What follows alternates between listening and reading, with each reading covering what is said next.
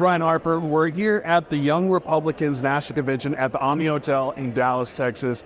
I'm sitting with Keenan Smith Subtle, and we're about to just talk about politics, race, Republicans, the economy, all the things. Keenan, What's up, Ryan? what brings you here, man? So I came to actually get some exposure for myself, and as well as make sure that people understand that they are minorities in America that are conservative, and we take a different standpoint to looking at what conservative means, and also how, things actually work within the Republican Party. Just to be able to say as a millennial, hey, listen, we're here, we're present, we actually believe in you guys, and we love that the young Republicans throughout America are doing a great job, man. Yeah. They're doing a great job, and it's about us. So one thing that's confused me a lot about politics, about race. For a quick backstory, I come from a high school, and the neighborhood I grew up, high school I grew up, we had like over 30 different countries represented. Right. So it's a very multicultural type of environment. And to us, or at least to me, the only racism was like the baseball team, because that was all the white guys. But like the football team, we had Tongans, we had Samoans, blacks, Mexicans, everything. And like and not to age myself, but I guess it doesn't matter. But like in our locker room, we would listen to like Bob Marley to hype us up, or not hype us up, but the locker room. Football, Bob Marley? Yeah. Really? Yeah. Did y'all win games? Not the Did y'all win games? It wasn't the hype music. It was kind of like the chill music. Oh, okay. But my point to that is there's a lot of things that confuse me because like when I look at the Democratic Party, and I feel like I'm more of a moderate than a Republican or anything, it feels really racist. Like just to assume that, if you're poor, you're black, or you're uneducated, you're black. Well, it's so racist. And have you always been conservative Republican, or was there a shift? There was a shift about when I was 18 years old. I'm originally from Mississippi, right? I was born in Kenton, Mississippi, moved to Jackson, Mississippi. And I've always wondered why the stereotype was there for white people, right? Or Republicans, right? Was the same thing until I actually met one. I met one best people in my life, actually there's some of the people that are still in my life, and they've been more conscious of understanding the notion of what we're subjected to when it comes to racism. Like we have a stereotype that says, if you're white, you're Republican, right? But if you're broke, you're black. You get what I mean? Yeah. That is one of the biggest things that we have to break in America. Seriously. Right. You know what? And in my mentality, like at first, it actually started out as a challenge for $20. And one of my friends actually he bet me $20. Then we can go to this meeting. So I went to the meeting, and I've never met people who cared or people who cared to explain. We talked about racism, we talked about prejudiceness, we talked about socialism, we talked about views and opinions towards how this affects my community, right? At the time, right? That I'm thinking it's community, right? But it's true that we have cultures and we don't understand nationality, how people flip the narrative, use education, use knowledge against us. Real liberal material now. Standard liberal media doing what it's supposed to do, right? And weaponizing an agenda to divide America. One of my favorite things on social media, and I will freely admit that this is the microcosm of what I'm seeing, and everybody lives in the echo chamber, is if I look at the protests, the liberal or far left protests, people shouting, yelling, screaming, and being violent. But then you see a black guy or whatever go to the Republicans we're going to see how they are. And they're like, hey, and they give them hugs, they're welcoming, and they're just hanging out. And they're like, wait, I thought you were supposed to beat me up or something. And it's just like, no, we just have different opinions. I don't know any Republicans that voted for Trump that will disassociate with a friend that voted for Biden. But I know tons of people that voted for Biden that will disassociate people they've known for 20 years out of their life just because they voted for a guy. Right. Blows my mind. You know what? In the last election, I actually told one of my friends that I was a Trump supporter, And that actually happened to me. It happens to me continuously because now it's like, oh, you're coming out as a Republican. No, I took on different values. People in the left, right, are weaponizing Americans to hate each other. It's crazy. Serious business. It's serious. It is so serious to the fact of they're branding it using media and pictures, social media. Right. But I believe like what we could do is take live streaming seriously, because you can't lie on a live video. Right. You can't lie on a live video. You can write a story and send a narrative, but you can't lie. You can't lie when it's live. Well, it used to be. Like, what's your favorite color? My favorite what? Your favorite color? My favorite color has always been red. I disagree with you. I like black. That's your opinion. That's the That's your opinion. Like, what's your favorite sports team? Ooh, it got to be Kansas City Chiefs, baby. I disagree with you. Dallas Cowboys all the way. Now wait a minute. Now Ryan, wait. Now wait a minute. You ain't gonna do this because we in Dallas. You're not gonna do this because we in Dallas now. I live in Dallas. I'm a member of the Dallas Cowboys, the country club up there. I'm just saying, my point to that is, it's not about what you believe, I believe. It's Right. cool. That's awesome. Right. What's next? Right. Nowadays, it's like, and Vivek Ramswali, I really like him. He did a podcast with All In guys, All In entrepreneurs. And one of the things he was saying, and I firmly believe this, and I've never heard it articulated until I heard from him, was the problem about Donald Trump is he makes 30% of this country psychotic. And unfortunately, you can't have that as your leader. And so that's why I like Vivek, just because he's almost like a carbon copy of in policy wise. I understand. It's just he's not as polarizing personality wise. Right. But I think that's what makes America. That what makes America great. So let's get back. Like the let's psychosis of stupidity. No, not the psychosis of stupidity. The character, the person. You're free in America to be who you want to be. You're free. Most of Americans, right? They've never seen a person go from TV to politics, use different routes other than traditional routes to be able to do it. Right. You know? And I love that we're getting to see the rawness of the Supremes. I love it. Yeah. I love it. Like Vic, I love him. I love him. I love his. I think he'd make a great.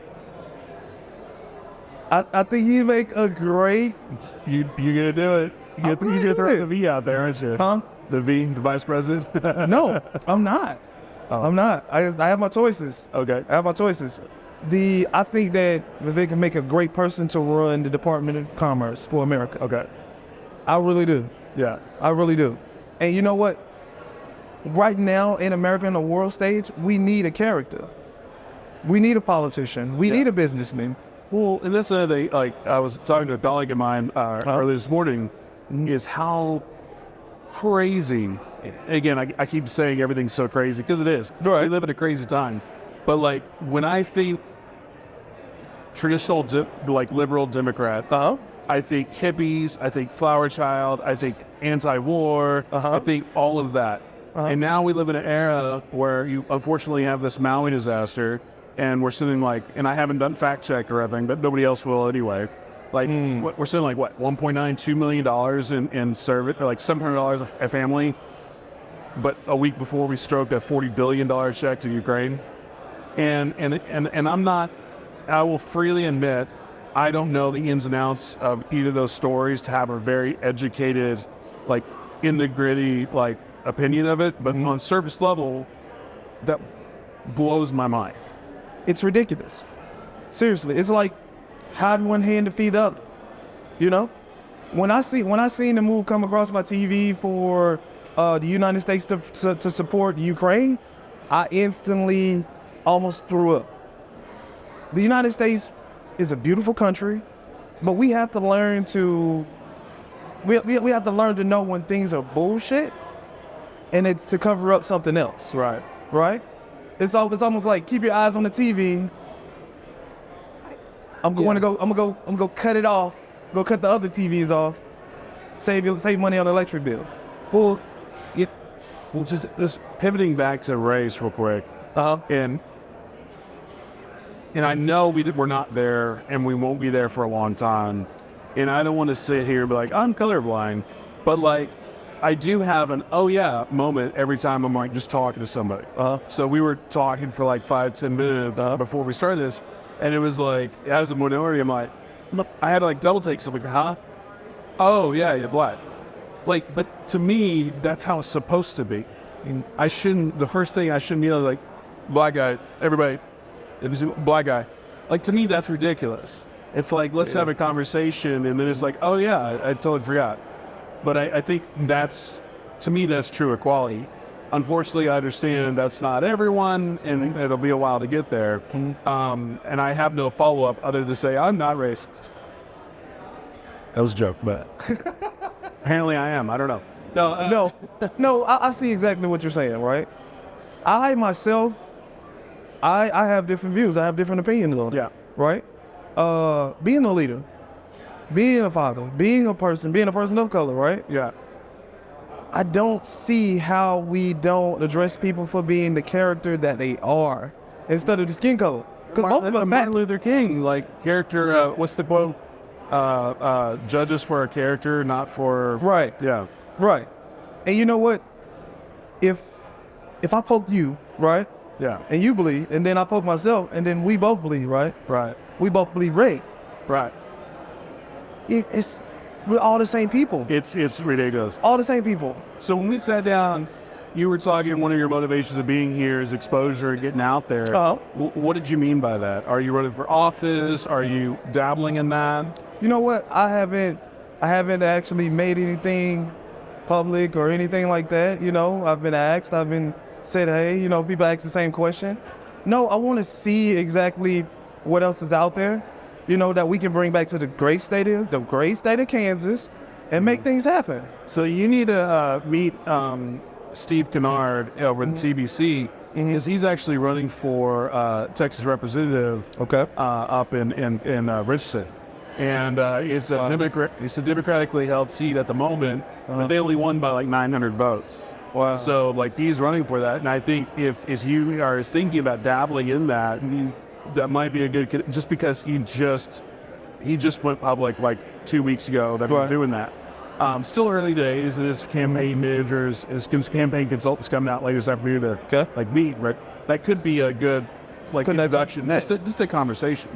So in Kansas, what policies or what issues are y'all facing in Kansas that you hope to possibly get input here to change, or you know, use information here to bring back to your community? You know what? Education and choice. You know, education, the way we use literacy to be able to inform and demarginalize our communities is important.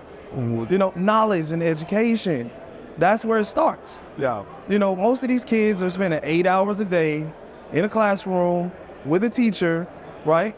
I, as a parent, want to know what's going on, right? I want to send my child to the best opportunity that I can, and I want people to stop and realize that your dollar, right, is important. And how you spend your dollar should be up to you. Right. And where your kid goes to school should be up to you. And what they choose to read should be up to you as the parent. An educator has a job. It is a job. Yeah. It is a career path, right? They're a guide. They're not the leader in charge of the direction that your kid goes into. Yeah, and I don't have any kids, but I have friends that have kids, both in public and private and homeschooled. And again, just what the content you consume on TikTok, it seems like the crazies are running definitely the education system. Definitely. And it used to just be in academia, but now it's in grade school, even lower. And you know, there's a lot of talk lately about, you know, reparations, and like what do we do there? It's like, in my opinion, it's next to impossible to do any sort of reparations, because you weren't a slave and I was a slave owner. Right. Nobody alive today has ever been affected. Are there companies / people's families that have benefited? Yes, but that's across the board. But guess else? I think I saw think it was Alyssa Milano. She was like, I'm getting rid of my Tesla because Elon Musk is a Nazi, and I'm getting a Volkswagen. It's like, did you not do your homework? Volkswagen, Nazis. So it's like, if you go back in history, everybody's got a say. Everybody's got a messy closet. Yeah. So for me, the reason I'm bringing this up is, okay, cool. Education. Let's take that $40 billion. If we're not going to give it to Maui, well, hell, it was $140 billion. I don't know, whatever we're giving to Ukraine. And again, I'm not heavy. I don't really have a heavy opinion there. I think you should try to protect people. But at the same time, if we've got schools that are absolute garbage, that shouldn't be it. Right. And I'm talking across the board, inner city to the country. To me, it's crazy town that you've got a high school in Prosper, Texas, that is better than most small colleges. Right. That has a high school football stadium bigger than like some semi-pro. But then you also have high schools that are, broken windows. Right. Like, we try as Americans to fix everything. We fix everything, right? We want to fix everything, right? We forgot, right, that the government can't have a hand in everything. right. Serious business. We as Americans have to put the equity back in the hands of the states, the parents, and the cities. We have to put it back there. We can't leave the federal government just to do a job. So this $40 billion for education, I think, needs to be divided amongst 50 states. Yes. You see what I'm saying? And they need to be able to handle things themselves. Yeah, and I know we throw $40 billion out, and that's just because that's what's reported on the news every once in a while. But that's more of just the conversational piece. It's not the actual number. I know. Like, I know. The reality is Eisenhower. What's the biggest threat?